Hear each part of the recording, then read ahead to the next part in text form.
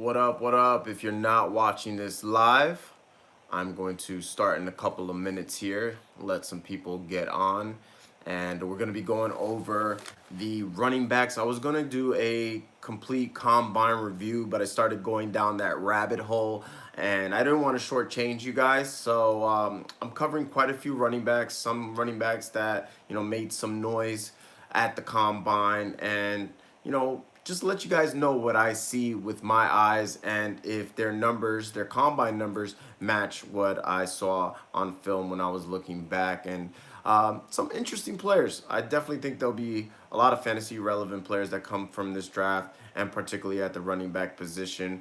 Last year was kind of weird where there was barely any like major injuries at the running back position, which is something, we usually don't see year in and year out. So anyway, without further ado, guys, another thing real quick. I haven't been, as active as I would have liked to be, whether it's YouTube or Instagram. I do expect to pick that up. I've been working two jobs. This would be like my third job. Before it was just fantasy football. I'm with two cannabis companies, and they require a lot of my time. I got to do something to survive during the off season, and hopefully I'll be gaining your support when the season comes, and I could go back to doing this full time. But in the meantime, I'm working for these cannabis companies. It's pretty cool here in California. Actually, it's pretty hot, but it's cool working in an industry that's just like beginning. It's in its early stages, and I expect it to boom quite largely.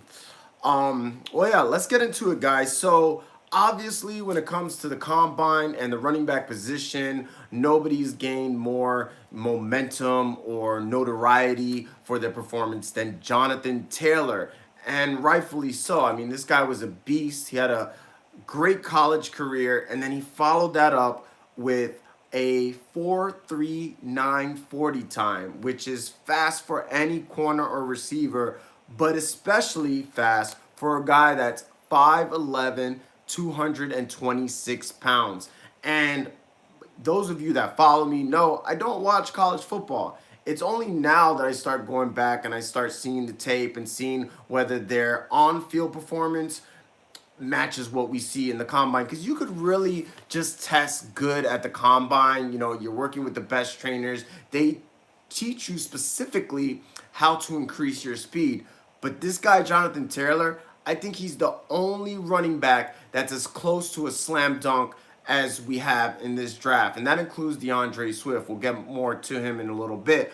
But he's the real deal. He's big. He's fast. He could catch the football. He's got burst. He's got great footwork. Like everything you want for a running back. I think he's one of the few running backs that it doesn't matter what team drafts him, he's going to be a force. He's hard to tackle. He's got great vision. I like the way he runs. So I'm a big believer after what I've seen from both the combine and watching him on film. He's one of the few running backs in this class, maybe the only one I think could be an all-around back and will be effective regardless of where he gets drafted. So I would love to see a team like Miami get him. Obviously Miami, I think, where they're picking in the first round, they have other needs. But, Miami needs a running back more than anybody right now. So that will be cool. I doubt that happens. But whoever gets Jonathan Taylor, he's going to increase or improve, I should say, that team's offense tenfold for sure. DeAndre Swift. Now, a lot of people had him as either their number one running back or number two running back. I'm going to be quite frank. I wasn't that impressed. I didn't see, like, this huge, burst. I like to see explosiveness. He wasn't really explosive. He looks actually, I wouldn't say slow, but he just lacks that burst. And everything he does is to the outside, is what I noticed. He tries to cut everything to the outside. So I don't think DeAndre Swift's going to be the type of runner that's going to carry the ball 20 plus times. However, his skill set goes good with today's NFL because he can catch the football. Like, he has really, really good hands. He could run routes if he gets in the right system, kind of like Kamara. That's who he reminds me of. And I didn't mention this when I was talking about Taylor. Taylor hate to say it, reminds me a little bit of Saquon Barkley, but he's not as big, he's not as strong. But I see a little bit of Saquon in Jonathan Taylor. DeAndre Swift, I see Alvin Kamara. And yes, if he was to get drafted by the New Orleans Saints, obviously he's not. I think he could have a similar, start to a career like Kamara. But when in case of Andre Swift, unlike Jonathan Taylor, I don't think he could just go to any team and be a great running back. I think he's going to need a team like the Chiefs, like who did I just mention? The Saints, which don't necessarily need running backs in order for him to be really, really good. I think that's what it's going to take, because I don't think you could just put him anywhere, and I don't think he could just be a workhorse. He's not big. He's 5'9", 212 pounds, and actually he looks smaller. When I was watching him on film, he looks actually taller and skinnier, which was weird because when I looked at his measurements, he's 5'9", 212. So that's not really that small, but just his stature doesn't look really big. So yeah, DeAndre Swift can be fantasy relevant, absolutely, but it's going to take going to the right spot. I don't think, he's going to be the type of guy like, the Raiders drafted Josh Jacobs that would just go in there and improve the offense and, make waves. Another guy is Cam Akers. He improved his draft stock. He's another guy that looks kind of small. He looks more like a third down back on film, but then when I see the measurements, he's 5'11", 212, which is typically, pretty good size. He does have all-around skill set, like DeAndre Swift, like Jonathan Taylor. A lot of these running backs, the ones that are, looked at as first-round talent, they have one thing all in common. They can catch the football. In order to be a high draft pick in today's NFL, you got to be able to catch the football, which Cam Akers could do. But I was a little underwhelmed, I guess. He's another one that kind of lacked that burst. Like, I like him, and if he's in the ideal situation, he could definitely be a force. But a lot of these running backs are contingent on where they get drafted. And that goes for any position, but especially these guys that I see here, I don't think they could just go to any team and make that team instantly better. But I do like what I saw out of Akers. He's a good all-around back. I don't know if my eyes are playing tricks on me right now based on what I've seen on film. He'd be ideal to be a third down back, but like I said, he's not that small. He's 5'11", 212 pounds.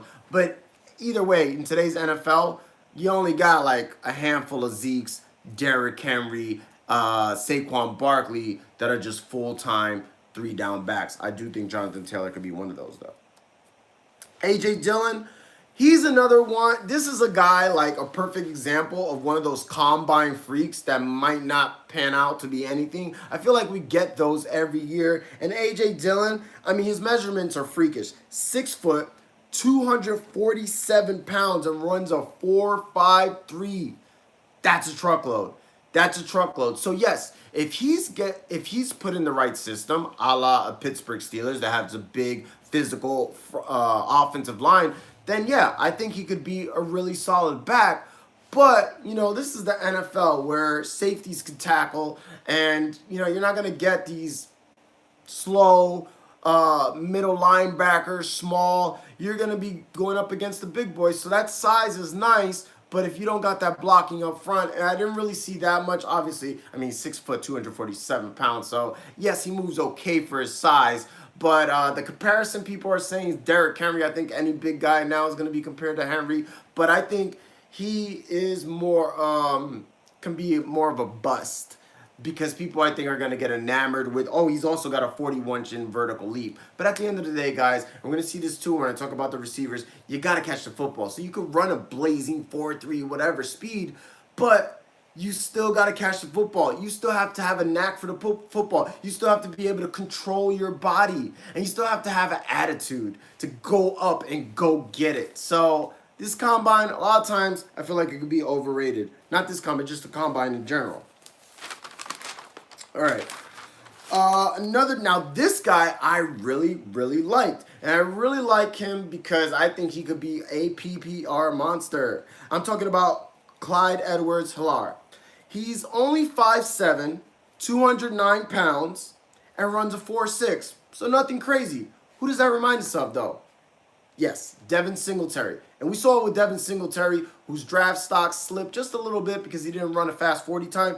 This guy doesn't run a fast 40 time either, but like Singletary, he's a bowling ball, and he can catch the football. He kind of reminds me of Singletary and Tariq Cohen because he's short, but he's got a little wiggle, not particularly fast, doesn't have good breakaway speed, but in the right system, he could be a deadly force. And what do we care about PPR? Is points per reception. We care about points. And he's one of those running backs that, you know, he could get you 30, he'll get you like 70 points just off receptions alone. You know, 3 or 4 receptions, 10 yards average, something like that. In the right system, I think this guy can be really good. And let's remember, against the toughest of competition, against Alabama, he had 4 touchdowns and 180 total yards. So the guy could play. He played in a physical, tough SEC. I like players who come from big programs, and I really like what I saw out of this kid because he just matches what today's NFL is all about. And remember, it's not about the snaps because he's not going to be a 3-down back, but when you're in there and how you're used, I think this is one of those guys that can rack up points rather quickly. We saw Tariq Cohen a couple of years ago was a top 10 running back as a part-time back. We see it all the time. We're talking about Kamara. We're talking about Austin Eckler. He could be one of those guys. This guy, I had to watch more and more film of him. At first I was like, well, there's nothing special. But the more I watched, the more I like him. And he's one of the few guys, Jonathan Taylor being that other guy, who I think could be a 3-down back. I am talking about Zach Moss. Perfect size, 5'10", 220 pounds, and he's a physical runner. I like the way this kid runs the football. Now, supposedly he got hurt at the combine. His 40 was only 4.65, 33-inch vertical leap. So that's not even that bad, considering he was probably doing that with an injury. So one draft scout said he reminds him of Marion Barber. Some of you guys might not know who that is. He was a running back for the Dallas Cowboys. Very nasty runner. And, I mean, that was such a on-point description because when I saw the film, he was just a tough, he doesn't wow you in any way, but he just gets the job done. And he's a capable pass catcher. So he's physical, perfect size. He can be a 3-down back. And I think he's going to be a great value for a team. I don't know. You know, I haven't been keeping up with the mocks. You know, he might be one of those guys that can slip into the 3rd round. If he does, I mean, David Montgomery slipped in the 3rd round, so I don't see why this guy, especially since his combine wasn't all that impressive, I think he could be a steal. If going back to a team like Miami, who can't really take a running back with the 4th pick, or I think that's what they have, 4th or 5th pick, then you could come back and get a guy like Zach Moss in the 3rd round, 4th round, somewhere between the end of the 2nd and the 4th round. I think he could be a tremendous, tremendous value. I really like what I saw out of him. And him and Jonathan Taylor could be the 2, you know, 3-down backs that I've seen based on what I know, what I've seen on film, and how I think it could translate in the NFL. Another guy this is another one of those combine guys, you know, we see them every year, Darion Evans. So Darion Evans, he's 5'10", 203 pounds. I see him more as a 3rd-down back. Again, in the right system, because he is a pass catcher. He's extremely fast, ran a 4.4, 140. Kind of reminds me a little bit of Damian Williams. Doesn't have the most wiggle, but if he's out in the open field, he could take it to the house. He could catch the football. And again, because in today's NFLs, you're sharing backfields, if he is a 3rd-down back, complement to a physical style runner, and in the right system, he could be fantasy relevant. So, you know, it just depends on where these guys get picked. And then the last but not least, this guy, people saying, you know, his draft stock has improved. Joshua Kelly. Now, he does have good size. He does have good size, a good 40 time. He's just like kind of like what I saw on film and what I seen in his combine. It's good, not great. You know what I'm saying? Like, he's probably one of those guys that could get the job done in the right situation, sure. But 4.49, that's pretty fast, but not blazing. 5'10", 212 pounds, that's good size. But I just didn't see any crazy burst, there wasn't anything that shot out of me. And he's not a particularly good pass catcher, at least now. So Joshua Kelly, I wouldn't be too crazy about him. The guys that I think can be really something, I think the 3 that I came away most impressed with, just to recap, is Jonathan Taylor, Clyde Edwards-Helaire, and Zach Moss. I think those three guys are going to be tremendous value. I think they'll be fantasy relevant no matter where they go, pretty much immediately when the season begins. And that's my take. I was gonna do, like I mentioned to you guys earlier, I was gonna try to do the whole combine, but I really got into it. I really, want to look at everything. What I do is I look at first the combine stats, then I look at their college stats. 'Cause remember, I don't watch college football. Then I'll watch film, and I'll see if everything just matches up. You know what I'm saying? If they had a great combine, and then their college stats are like, under 5 yards a carry, where I'm like, okay, well, he could be a combine guy. And then the film, I see that, well, where was this 40-time burst on film? You know what I'm saying? So that's why you can't get too wrapped up with these 40 times, these films. And, this is especially going to be beneficial to you dynasty owners that are going to be drafting, pretty soon here. So you want to take what I say into this video into account, and then see where these guys are being chosen. I'll do a follow-up video and see, this is the perfect place for this person. Or maybe I didn't like this guy as much originally, like maybe like a Cam Akers. I'm not in love with him, but if he's put in the right situation, then he might be climbing up my board as well. Well, there you have it, guys. Thank you for tuning in. If you have any questions, comment down below. I'm going to try to be picking up the content here on YouTube and Instagram, where you can find me at fantasyfootballrapper, and Twitter at IamFFRapper. Well, guys, until next time.